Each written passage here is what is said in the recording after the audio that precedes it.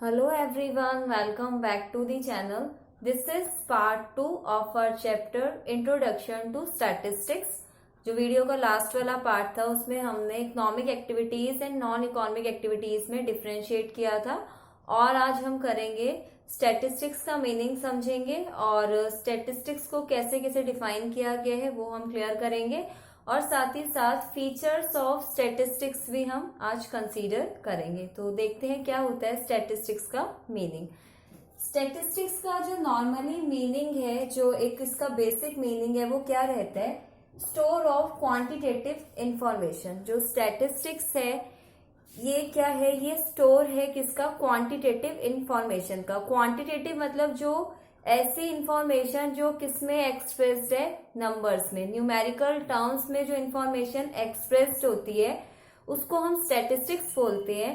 सिर्फ एक single value, single जो नंबर है वो स्टैटिस्टिक्स नहीं हो सकता। स्टैटिस्टिक्स में क्या होता है? एग्रीगेट ऑफ फैक्ट्स होते हैं। मीन्स जो भी हमारा टॉपिक होगा, जिसके बारे में भी हम स्टडी कर रहे हैं, उसको हम न्यूमेरिकली एक्सप्रेस करते हैं। एग्जाम्पल के लिए पॉपुलेशन है। पॉपुलेशन का अब इसमें क्या होगा कि जैसे आप पॉपुलेशन की ग्रोथ की बात कर रहे हैं तो पॉपुलेशन में हमने एक तो कंसीडर करा, टाइम फैक्टर ले लिया, टाइम ले लिया 1951 और फिर उसके बाद 1961 और फिर उसके बाद देखेंगे 1951 में पॉपुलेशन ग्रोथ रेट कितना था in terms of numericals.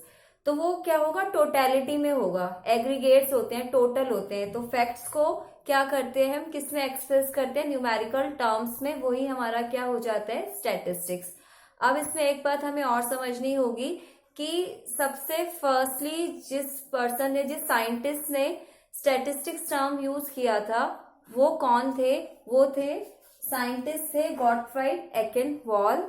Father of statistics भी इन्हें बोला जाता है, गॉटफ्राइड एकेनवॉल। तो ये आपको पता होना चाहिए, मल्टीपल चॉइस क्वेश्चंस में आ जाया करता है।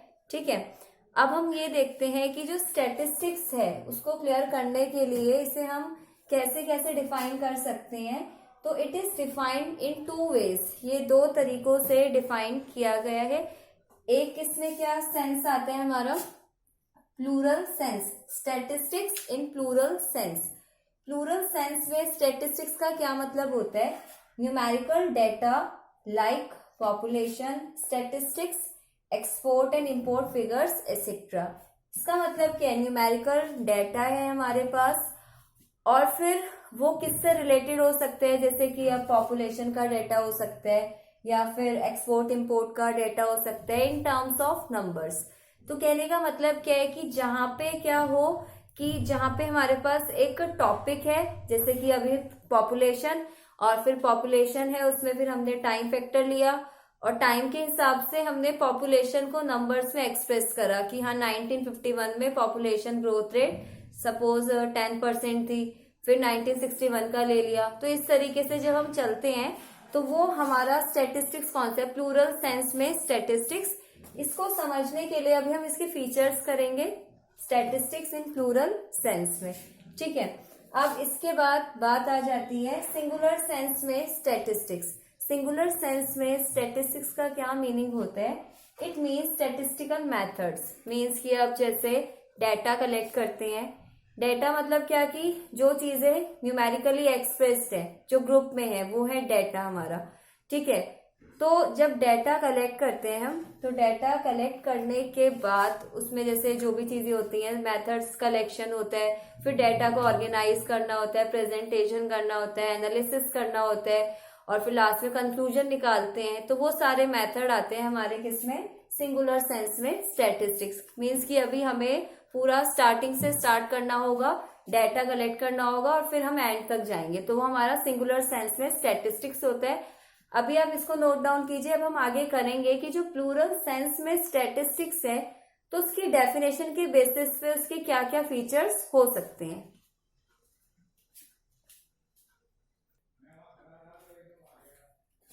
Characteristics of statistics. In features के थ्रू हम स्टैटिस्टिक्स को और अच्छे से अंडरस्टैंड कर पाएंगे। तो देखते हैं क्या क्या फीचर्स होते हैं स्टैटिस्टिक्स के। First point is statistics are aggregate of facts. जो स्टैटिस्टिक्स है वो एग्रीगेट है फैक्ट्स का। एग्रीगेट का मतलब होता है टोटल, फैक्ट्स का ये टोटल है। से फॉर एग्जाम्पल एक single number, a single number can not be called statistics. एक सिंगल नंबर को हम स्टेटिस्टिक्स नहीं बोल सकते। जैसे एग्जाम्पल के लिए अब एक हमने स्टूडेंट है, उसके मार्क्स को लिया और उसके मार्क्स है 60 मार्क्स, तो ये स्टेटिस्टिक्स नहीं है क्योंकि इसमें कोई एग्रीगेशन, इसमें कोई टोटलिटी नहीं है, ना ही इसमें हम कोई कंपैरिजन कर पा रहे हैं।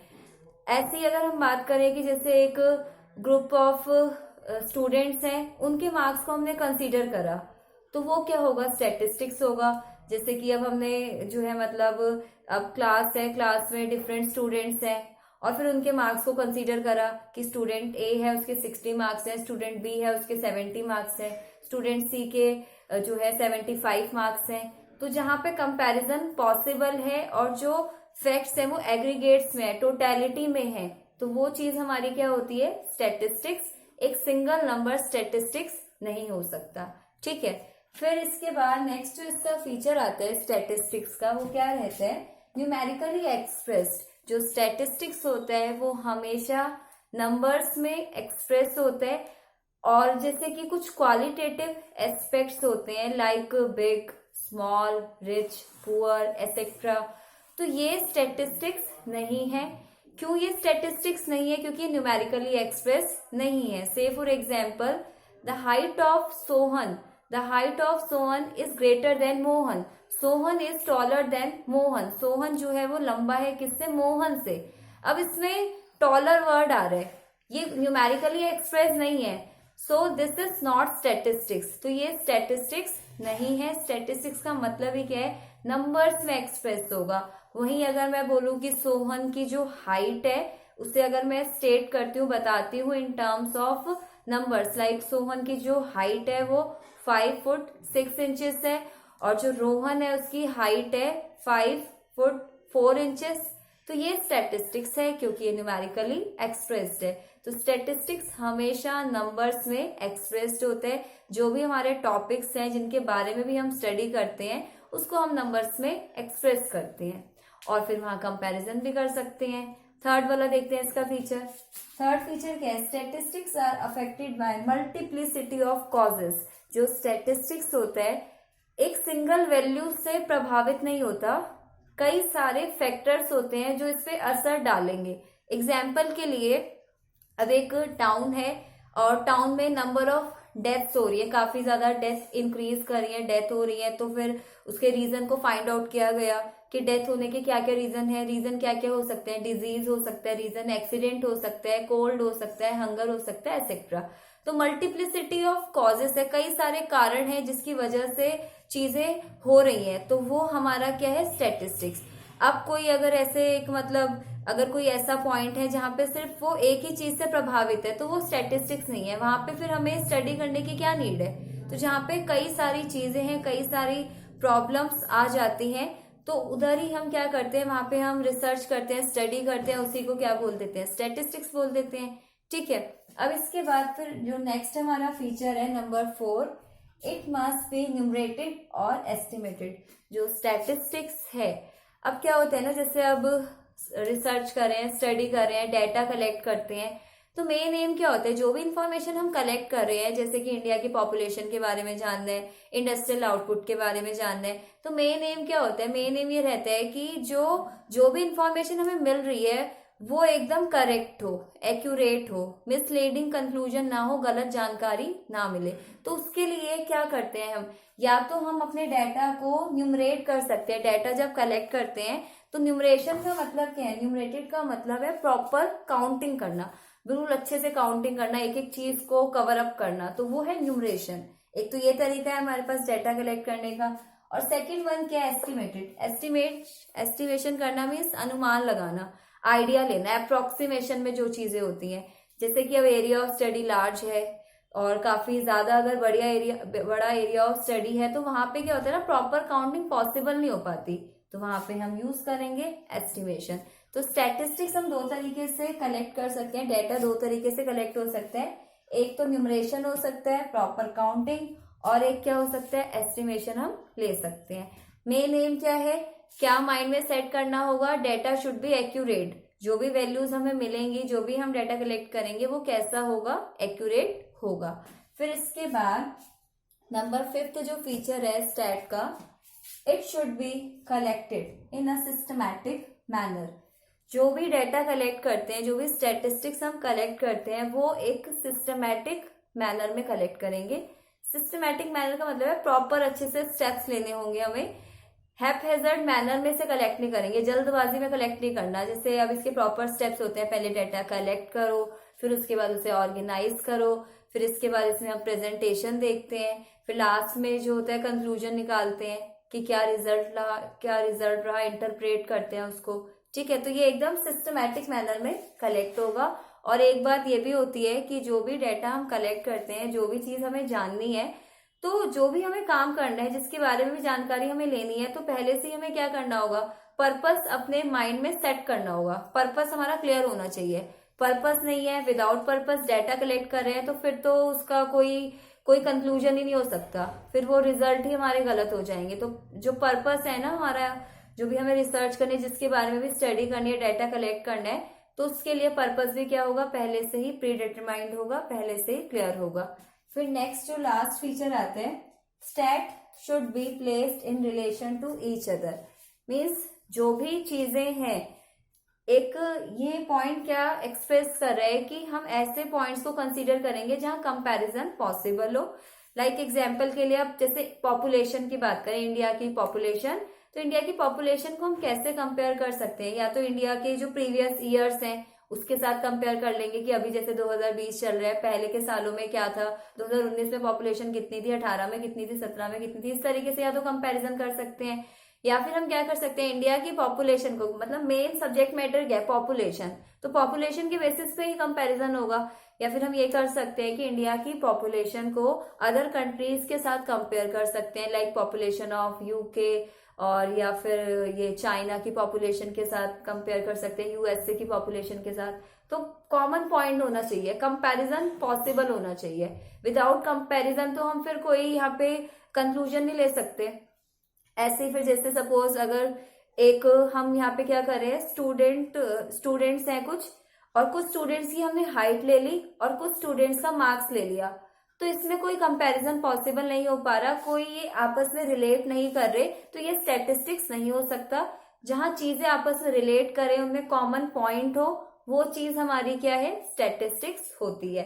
ठीक है, तो ये इसके फीचर्स हैं स्टैटिस्टिक्स के, काफी ज्यादा इंपॉर्टेंट है, आप इसे अच्छे से कीजिए। तो ओवरऑल कितने फीचर्स हैं, 6 फीचर्स हैं इसमें। तो क्या क्या फीचर्स हैं कि हाँ, जो स्टैटिस्टिक्स से एग्रीगेट ऑफ फैक्ट्स होता है, न्यूमेरिकली एक्सप्रेस्ड होता है, और statistics affected by multiplicity of causes होता है, और ये न्यूमरेटेड भी हो सकता है, एस्टिमेटेड भी हो सकता है। It should be collected systematic manner में कलेक्ट होता है, और statistics should be placed in relation to each other relation में इसे हम प्लेस करते हैं। आप इसे नोट डाउन कीजिए। बस हम एक पॉइंट और करेंगे, हम देखेंगे कुछ ऐसी स्टेटमेंट्स कि वो स्टैटिस्टिक्स हैं कि नहीं।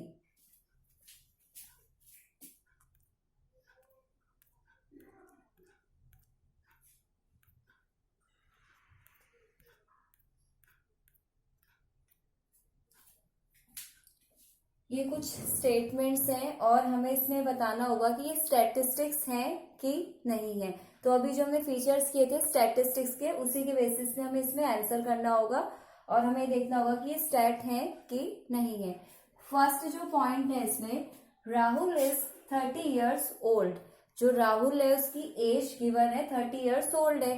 तो अब यहाँ पे क्या क्लियर हो रहा है, जो ये स्टेटमेंट है इट इज नॉट स्टैटिस्टिक्स, ये स्टैटिस्टिक्स नहीं है, क्योंकि ये तो एक सिंगल नंबर है, न्यूमेरिकली एक्सप्रेस्ड है, लेकिन कंपैरिजन नहीं हो रहा है इसमें, नॉट कंपैरेबल नहीं है, और ना ही एग्रीगेट्स में, टोटलिटी में नहीं है।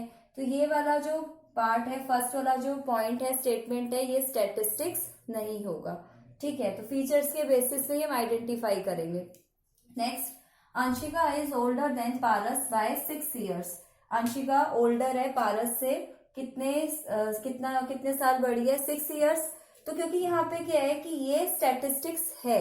कैसे स्टैटिस्टिक्स है, क्योंकि इसमें हमें स्टैटिस्टिक्स के फीचर्स दिख रहे हैं। एक तो ये न्यूमेरिकली एक्सप्रेस्ड है, ठीक है, और इसमें कंपैरिजन हो रहा है, कंपैरिजन कर रहे हैं हम आपस में, तुलना कर रहे हैं, और साथ ही साथ होमोजिनिटी भी है। होमोजिनिटी मतलब कि कॉमन पॉइंट्स। कॉमन पॉइंट क्या है, यहाँ पे क्या लिया हुआ है, एज की बात हो रही है कि जो अंशिका है वो ओल्डर देन पारस है, तो कॉमन चीजें क्या है, एज हो गया, फैक्ट क्या है, एज, न्यूमेरिकली एक्सप्रेस भी है, कंपैरिजन भी है, that's why this is called statistics. तो ये हम स्टैटिस्टिक्स बोल सकते हैं। फिर इसके बाद सलोनी सिक्योर्ड 50% मार्क्स इन इकोनॉमिक्स। सलोनी ने 50% मार्क्स सिक्योर करे इको में। तो ये क्या है, यहाँ पे भी कोई कंपैरिजन नहीं हो पा रहा, कोई कंपैरिजन नहीं हो पा रहा, तो इसलिए जो हमारा ये सलोनी है, सलोनी ने 50% मार्क्स सिक्योर करे, ये भी स्टैटिस्टिक्स नहीं होगा, क्योंकि इसमें कोई एग्रीगेट नहीं है, कोई टोटलिटी नहीं है, ना ही कोई कंपैरिजन हो पा रहा है। न्यूमेरिकली एक्सप्रेस्ड है, लेकिन सारी चीजें प्रेजेंट होनी चाहिए ना एक साथ, जो हमने फीचर्स पढ़े थे वो सब चीजें हमें इसमें देखनी है। फिर fourth, Rohan is more intelligent then Sohan. This is a qualitative aspect. ये क्वालिटेटिव एस्पेक्ट है, इंटेलिजेंट, समझदार, इंटेलिजेंट की बात हो रही है, जिसे न्यूमेरिकली एक्सप्रेस हमने नहीं किया हुआ, ये न्यूमेरिकली एक्सप्रेस नहीं है, so this is not called statistics. तो ये स्टैटिस्टिक्स नहीं होगा, ठीक है, क्योंकि न्यूमेरिकली एक्सप्रेस नहीं है, ये तो क्वालिटेटिव एस्पेक्ट है, क्वालिटीज की बात हो रही है, क्वालिटीज के बेसिस पे कंपैरिजन हो रहा है। फिर नेक्स्ट है फिफ्थ वाला point, Ritu scored 60% marks in math and Sohan ने स्कोर किया 70% मार्क्स इन इकोनॉमिक्स। अब यहाँ पे क्या पॉइंट है, रितु ने जो स्कोर किया वो 60% मार्क्स है मैथ में, और सोहन ने किसमें स्कोर करा, इकोनॉमिक्स में। तो क्या दिख गया, ये जो मैथ और इको की बात हो रही है ये कॉमन नहीं है, इनमें कंपैरिजन पॉसिबल नहीं है। या तो यहाँ पे रितु के मार्क्स अगर मैथ के हैं तो सोहन के मार्क्स भी मैथ में होते, तो ये स्टैट था। लेकिन अब वही बात आ गई, न्यूमेरिकली एक्सप्रेस है, लेकिन जो ये प्लेस हुआ है ये एक दूसरे के रिलेशन में नहीं है, कंपेरेबल नहीं है, so that's why this is not statistics. तो ये भी हमारा स्टैटिस्टिक्स नहीं है, ठीक है। तो जितने भी हमने पॉइंट पढ़े इसमें हमें एक भी जो स्टेटमेंट है स्टैटिस्टिक्स वाली नहीं दिखी। तो स्टैटिस्टिक्स एग्जैक्टली क्या हो सकता है वो अब हम एक बार देख लेते हैं। जैसे एग्जांपल मैं आपको देखिए बताती हूँ, जैसे कि अब इसमें अब हमें सपोज एक पॉइंट आ गया मार्क्स का, ठीक है, कॉमन पॉइंट ले लिया मार्क्स ऑफ इकोनॉमिक्स ले लिए, और फिर इसके बाद स्टूडेंट्स ले लिए, नेम ऑफ स्टूडेंट्स आ गया और उनका क्या ले लिया, मार्क्स ले लिया। जैसे कि अब ऋतु के मार्क्स, और ये सपोज एक ही पर्टिकुलर सब्जेक्ट से रिलेटेड है इको से, ठीक है। ऋतु के जो मार्क्स है वो सपोज 50% है, सोहन के जो मार्क्स है वो 80% है, और जो रीना है उसके जो मार्क्स है वो 70% है। तो जहां पे चीजें क्या हो रही है, कॉमन पॉइंट हो, इकोनॉमिक्स हो गया, ठीक है, उसके मार्क्स ले लिए, फिर स्टूडेंट का नेम ले लिया, तो वो है स्टैटिस्टिक्स, जहां कंपैरिजन पॉसिबल हो, एग्रीगेट्स में हो, जिससे हम कुछ कंक्लूजन निकाल पाए। आज के लिए बस इतना ही। अगर आपको इस टॉपिक में कोई डाउट हो तो आप मुझसे कमेंट सेक्शन में पूछ सकते हैं, और प्लीज आप मेरे चैनल को सब्सक्राइब कीजिए, मेरी वीडियोस को शेयर कीजिए। आज के लिए बस इतना ही।